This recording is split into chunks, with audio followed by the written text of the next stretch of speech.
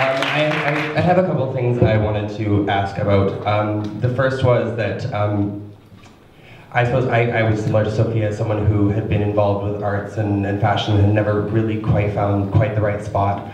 And it was totally by accident that I found this program, and I think is definitely the case for a lot of other people in my year, at least, that we sort of stumbled upon it. So I really think that the university really had not, in the last little while, been promoting the programs properly, had not been sort of getting the word out there. I think a lot of the other programs in the building and the institution get a lot more attention than the arts, and as a result do not have the intake that they would require to sort of make them maintainable and sustainable.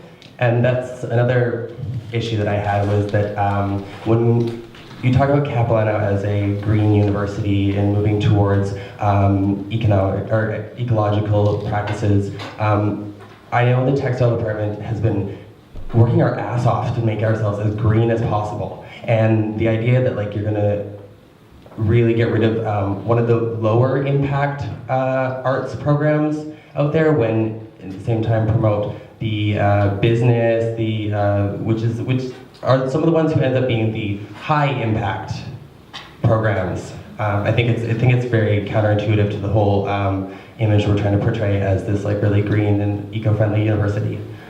The other question I had was about how much of impact did the unique programs at Capilano, such as the Textiles and Studio Arts, have play in the part of the accreditation program that just went on?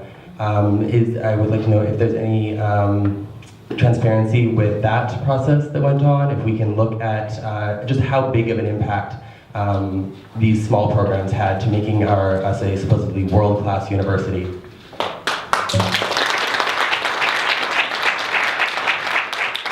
That's a very good question, actually, about the accreditation piece. I think, well, my sense is whenever the site team visitors came to visit CAP from the other universities, they always went away very impressed by the kinds of programs that really prepare students for the world. The diversity of this place is something to be treasured and valued, and I think they saw that and picked up on that immediately. So the small programs and how they've contributed to that was noted in the accreditation report, absolutely. So then, to me, it just seems very, I don't know, it seems sort of very backdoor dealing to put a front of these small, unique programs, and then as soon as we're through accreditation, to just whisk the carpet out from under us and get rid of us completely, when we were a big part of it.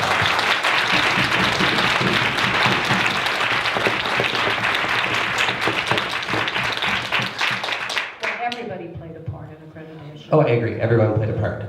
But by eliminating these small, unique programs, as a result, the university becomes more homogenous and becomes more like every other university out there, and really sort of makes us less of a focus and less of a destination for students from across the country and around the world, I think, by making us just the same as everyone else.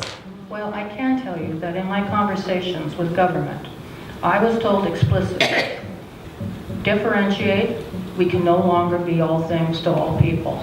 So the mindset that's out there, that's pervasive in the culture around us, despite the fact that I care very much about the diversity, the small programs, and the uniqueness of this place, we have tremendous pressures in terms of government desire and how they're funding us to actually become more, as you put it, homogeneous in how we prepare programs. It's cost effective. We are living in an environment in which we're being asked to cut costs, figure out how to be sustainable and unique, while at the same time seeing an ever-eroding amount of government support.